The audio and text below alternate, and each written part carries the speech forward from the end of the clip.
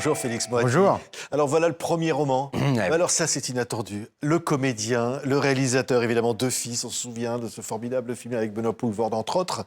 Et puis le dernier c'était Mikado, personnage un peu, je vais dire, bohème d'une certaine manière. Et là au fond, ce premier roman, qui s'appelle Voir clair aux éditions de l'Observatoire, c'est une transposition de soi et au fond de la folie de ce que l'on est, de ce que l'on transmet. Et de ce que la vie peut nous apporter d'inattendu, au fond. Et c'est drôle. Ah bah merci. C'est vrai que j'attachais beaucoup d'importance à l'idée le texte est traversé comme ça par des motifs assez douloureux, mais d'enrober tout ça d'une enveloppe comique et drôlatique, des jeux sur les mots, des disputes conjugales comme une arène de comédie, des séances chez le psychanalyste qui sont aussi des scènes de comédie. Oui, Voilà. oui. Et alors, c'est vrai, c'est deux types. Alors, il y en a qui s'appellent évidemment Félix, Joachim. Et alors, ils vont tous les deux chez le psy, puis ils finissent par se croiser dans la rue. Et puis, il y en a un qui dit à l'autre, tu vas me raconter tout, tu vas me raconter ta vie. C'est ça. Donc, on commence par ce personnage de Félix, dont je ne sais pas si il s'agit de moi, n'est-ce pas ? Ouais. Le trouble est parfait.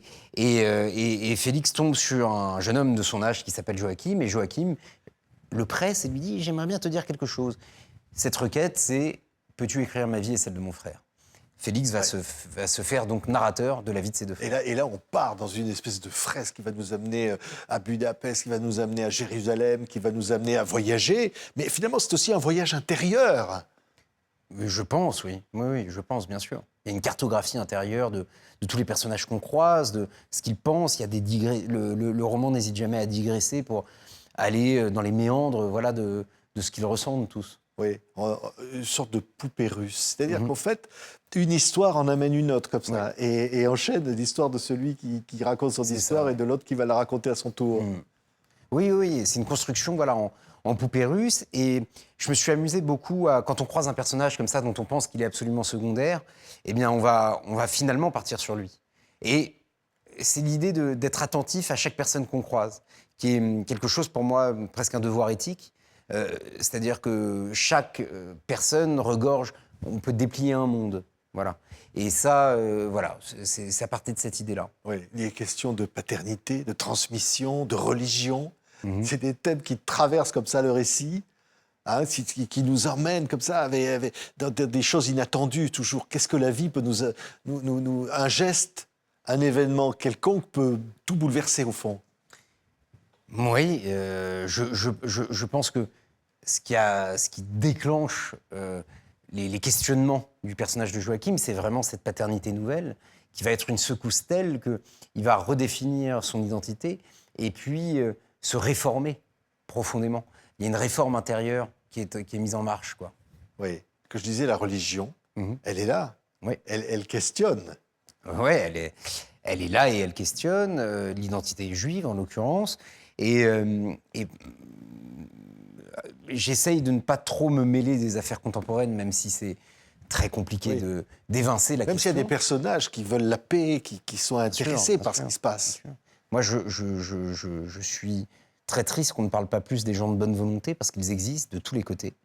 Des gens de bonne volonté, c'est-à-dire, c'est pas un vœu pieux et un peu naïf. Les gens de bonne volonté, c'est ceux qui, précisément, savent qu'on n'a pas d'autre choix que d'habiter ensemble. Et c'est peut-être la position la plus courageuse, finalement, la plus radicale aussi, même s'il y a une forme de romantisme aujourd'hui dans le discours politique et médiatique qui consiste à anoblir la radicalité. Moi, je ne crois pas à ça. Je crois au fait qu'il y a des gens de bonne volonté qui portent des discours, finalement, qui ne sont pas agressifs. Voilà. Je crois à ça. C'est vrai que la vie est un tumulte. Et à un moment donné, c'est le titre du roman, on dit on peut espérer la quête d'Ivoire clair. On peut espérer, en tout cas. Moi, je me souviens d'une séance chez ma psy où je devais avoir 24 ans et où je suis myope depuis que j'ai 6 ans, hein, concrètement, mais j'ai jamais porté mes lunettes. Et à 24 ans, je décide de me faire faire mes lunettes et je le dis à ma psy. Et ma psy me dit « Ah, vous êtes enfin décidé à y voir clair. » Voilà. Oui. Et ça vient de l'idée du titre du livre. Non, ça m'est venu après. Ouais. Mais c'était là. C'était là, en fait. Ça avait agi en moi sans que je m'en rende compte. Oui, mais ce qui est vrai, Félix, c'est que ce livre, c'est presque 400 pages. C'est un flux comme ça. On sent qu'il y a comme une urgence à l'écrire, ce roman. Il y a quelque chose de très fort. Oui, en effet.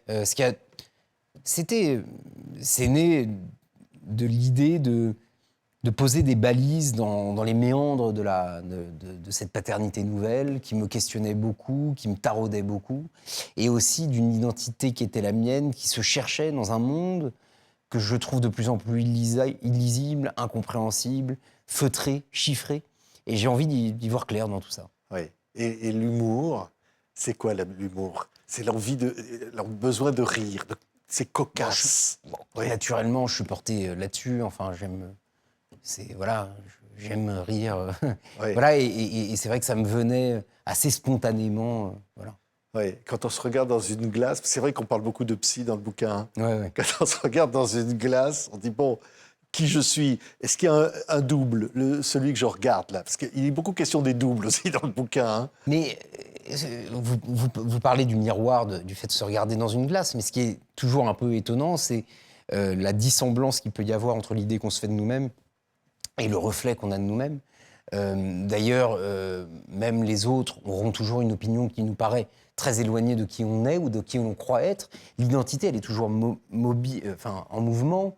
Elle ne fait que se fragmenter, se dissembler à elle-même. Donc le roman est traversé par ces thèmes-là. Oui, les mots. Alors je parle évidemment du cinéma, des réalisateurs, acteurs, mais les mots, c'est quelque chose qui vient comme ça, presque naturellement, Félix. Non, c'est un effort. Ouais. Ça ne me vient pas naturellement, hein, c'est un effort, le langage. De toute façon, notre être au monde, il est défini par les mots qu'on emploie. Et moi, je crois beaucoup à l'idée que les mots qu'on emploie nous définissent en tant que sujet. Il y a Lévinas qui a une très belle phrase qui disait « La responsabilité serait l'essence même du langage ». C'est-à-dire que la responsabilité, c'est la définition même du langage. Et je trouve ça beau, ça nous fonde en tant que sujet responsable dans la vie, quoi. Oui, c'est à la fois drôle, féroce. Il y a tout ça dedans. Bah ouais. Et on s'amuse, en fait. Oui, on s'amuse de ça, des sentiments humains. Je pense évidemment au cinéma, LOL, tout premier rôle, Lisa Azuelos et tout ça. Et quand on regarde cette vie, Félix Moati, on se dit, bon voilà, je trace ma route, mais c'est quoi au fond cette route? Bon, j'ai 35 ans, je travaille depuis que j'ai 17 ans. J'essaye, je sais que tout est à venir, quoi, en fait. Hein, voilà, j'essaye de bâtir un peu ma vie, quoi, voilà, Ouais. comme nous tous, quoi. Ouais. Voilà. Mais c'est une chance, au fond, de s'interroger sur soi, d'avoir des fêlures, d'aller voir le psy, d'avoir quelque chose à réparer. Et aussi de se dire, bon, qui suis-je, au fond? Bah, c'est l'idée, en effet, de rendre à la vie sa dignité, je pense. La psychanalyse, c'est quand même beaucoup ça. Il ne s'agit pas de souffrir pour y aller, je pense, mais en tout cas d'avoir au minimum une question, une béance comme ça. Ce que j'apprends en analyse, c'est qu'il n'y a pas nécessairement de réponse, mais en tout cas d'accepter la question et d'essayer de préciser son rapport au monde, son éthique, quoi. Ouais, Voilà. ouais. Et on voit cette couverture, cette photo. Ah oui. Ah, il se jette dans le vide. Eh oui. C'est deux, et c'est peut-être un. À ne pas reproduire chez soi. À ne pas reproduire chez soi. Ouais.